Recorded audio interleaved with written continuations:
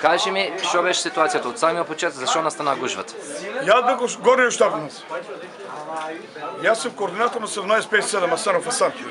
И аз се парях огъня там от щаба, гледам, тук имаше гужва. Като изпаднах наши координатор, си да ги бутат назад да влезат, вика, бегайте, дето го замари от пръщава. И пукат се пистоли. И аз зона вика и на мене пука. Вика, пукай, бе, викам, защо не пукай? Пукай, вика, пукай! Защо го замада дето? За дето без нищо. Без нищо. И за да обикалям дето този се остава. За това. И що му кажа? Нищо не му кажа. Право го стегна, дето го ударни и му взе право ръце на дето. А кой пука? Ти инспекторите, двоjiца. От цивилно? Да, от цивила.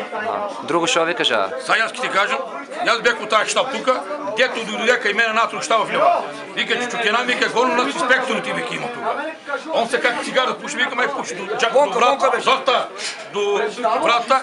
Един време он пуши цигара и право го фаля на ръка на него до щаба, тегли го там, ние тричаме си да бонка да взема щаба и му кажи, защо ти как така правиш. И на нас вика право, вади пиштол 3 пъти, пукна пиштол. Пукна пиштол. И рече го дето на така, ние се тръгнаваме. Не може да спасим така ние. Това е. И после почта инспектор кивел пичка и майка на нас кажува, вика. И така кажува. Кивял, вика, циганска майка кивял, вика, така кажува нас. И избега надолу, дето ги ни влечемо, дето, изкряме на тука, с улиците си.